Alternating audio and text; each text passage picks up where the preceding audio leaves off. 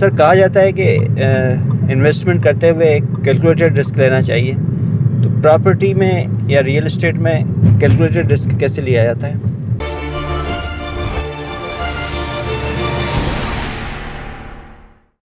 बिस्मिल्लाहिर्रहमानिर्रहीम, अस्सलाम वालेकुम रहमतुल्लाहि व बरकातहू। देखिए जी, रिस्क टेकिंग जो है, ये जो बिजनेस है या आज मॉडर्न दौर के अंदर इसकी बड़ी इंपॉर्टेंस और सिग्निफिकेंस है, और इसका डिविडेंड बहुत ज़्यादा है रिस्क लेने का। और इसकी बहुत बड़ी, सबसे बड़ी मिसाल जो है वो इलान मस्क है, कि जिसने जो पेपॉल वगैरह से उसकी जो पैसा उसने, यानी उसने पहले एक छोटी सी को कोडिंग की, उससे पैसा जनरेट किया, उसके बाद उसने पेपॉल कंपनी के अंदर पार्टनरशिप की और वो कंपनी सक्सेसफुल हो गई। वो जो कंपनी बिकी को $600 मिलियन की, तो उसके बाद उसने वो जो पैसा लिया और वो उसने लगा दिया चार्जेबल कार्स बनाने के ऊपर, और यानी टेस्ला मोटर्स के ऊपर, और जो स्पेस एक्स कंपनी बनाई उसके ऊपर लगाया। जब उसने ये लगाया तो दुनिया ने उसको बहुत तनकीद का निशाना बनाया कि एक बंदा पैसे बेवकूफ़ है कि जो दुनिया के अंदर कारें बिक रही हैं, बड़े बड़े ब्रांड हैं जो कि कारें बना के बेच रही हैं, और ये चार्जेबल कारें बनाएगा, और ये जो है ऐसे रिस्क ले लिया, अपना पैसा ऑन स्टेक लगा दिया है, और वगैरह वगैरह। और हुआ भी इसी तरह से ही कि वो जो उसमें टाइम लगा उसकी कंपनियों को चलने में, एक स्टेज पे उसके पास पैसा कोई नहीं था यानी उसके पास, लेकिन वो फिर भी लगा रहा। फाइनली जब वो सक्सेसफुल हो गया तो अब पूरी दुनिया जो है वो चार्जेबल कार्स के ऊपर जा रही है। उसने पूरी मार्केट को ही बदल के रख दिया। तो खैर, रिस्क टेकिंग तो अगर किसी ने सीखनी है तो इलास की ज़िंदगी से सीख सकता है, और हालांकि उसने कहा कि जो मैं कर गया हूँ वो कोई और ना करे, क्योंकि काफ़ी डिफ़िकल्टीज उसको सामने आई। लेकिन रिस्क जो लेना है रियल एस्टेट में इन्वेस्टमेंट करते हुए, वो इस तरह किस तरह से लेना है। देखिए, जैसे रिस्क मैंने बताया, कोई भी चीज़, क्योंकि इलान मस्क जान रहा था कि मैं यहाँ से किस तरह जो है ना वो मटीरियलाइज करूँगा अपने बेनिफिट्स को आने वाले टाइम में, लेकिन आम आदमी को, लोगों को पता नहीं था। इसी तरह अगर रियल एस्टेट में आप इन्वेस्ट करने लगे हैं, तो जहाँ भी आप इन्वेस्ट करने लगे हैं या आप कर रहे हैं, वहाँ आपको पता होना चाहिए कि क्या रिस्क है।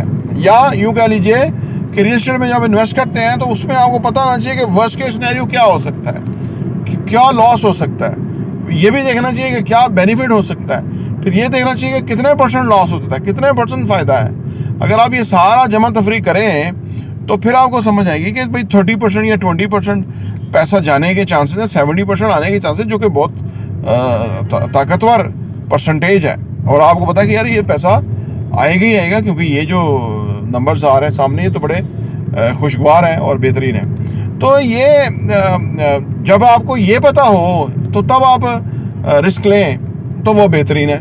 वो रिस्क का कोई प्रॉब्लम नहीं है, क्योंकि आपको पता है कि भाई, और फिर और दुनिया को नहीं पता। अगर दुनिया को पता तो सारी वो इन्वेस्टमेंट करके वो ले लें। दुनिया ये चीज़ नहीं समझ रही, क्योंकि एक बात याद रखें, जैसे हमारे DNA हर एक के मुख्तलिफ है ना, 8 अरब लोग हैं, 8 अरब उनके अलग अलग DNA है, हर बंदा यूनिक है, ठीक है ना।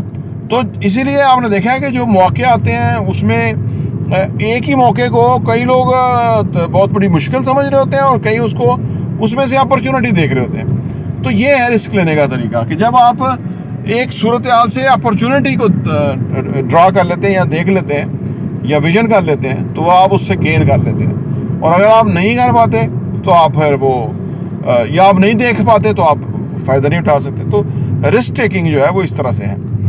कोई भी किसी भी शोबे में जब आप रिस्क लेने लगे तो फिर आप उसको ऑन पेपर जमा तफरी करें, कैलकुलेट करें, वर्स्ट केस सिनेरियो क्या होगा, कैसे मतलब करना चाहिए, करना भी चाहिए कि नहीं करना चाहिए, वगैरह वगैरह। जब आप सब जमा तफरीक बराबर अच्छी तरह कर लेंगे तो फिर आपको फाइनली समझ लग जाएगी कि भाई हमें इस तरफ जाना चाहिए, नहीं जाना चाहिए।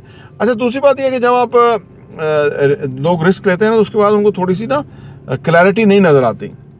मैंने इसके ना कि वो विजन करने की चीज़ होती है।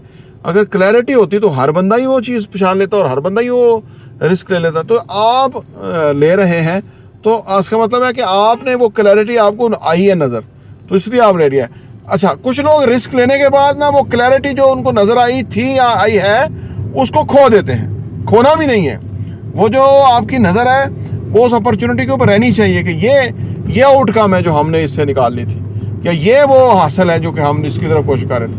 अगर आप ने कोई रिस्क लिया, कोई चीज़ ली, इन्वेस्ट किया और उसके अंदर आप वो जो आपके ऑब्जेक्टिव्स थे वो आप भूल ही गए हैं, और अब आप उन थ्रेट्स की तरफ आ गए हैं, हाईलाइट हो गया कि जो थ्रेट्स आपको बड़े करके दिखाए जा रहे हैं, बड़े आपको दिख रहे हैं। नेचुरली वो खौफ की वजह से ना बंदा खौफ जो है फॉल्स एविडेंस अपीयर रियल वाले जो नज़र आना शुरू हो जाते हैं, तो वो लॉस या नुकसान इसलिए होता है कि वो बंदा अपने जो वो ऑब्जेक्टिव है वो भूल जाता है कि भाई मुझे इसमें से मिल रहे थे, वो उधर होते हैं। तो इसलिए बड़ा कैलकुलेट करके ऑन पेपर हमें देखना चाहिए चीज़ों को कि वर्स्ट केस सिनेरियो क्या होगा, अपॉर्चुनिटीज़ क्या हैं, क्या गेन करेंगे, ठीक है। और अगर गेन ऑलवेज रिस्क टेकिंग के अंदर ना गेन बड़ा होता है, लेकिन गेन को मेजर करना, गेन को कैलकुलेट करना, गेन को फोकस करना, गेन को विजुलाइज करना, ये आम आदमी हर बंदे का काम नहीं होता। इसलिए लोग रिस्क वो लेते हैं जो बड़े मतलब पुरअतमाद होते हैं, फोकस होते हैं, अपने काम के ऊपर उनका पूरी गहरी नज़र होती है, तो वो रिस्क लेते हैं और वो उससे आगे निकलते हैं। प्रॉपर्टी टीवी देखने का बहुत बहुत शुक्रिया।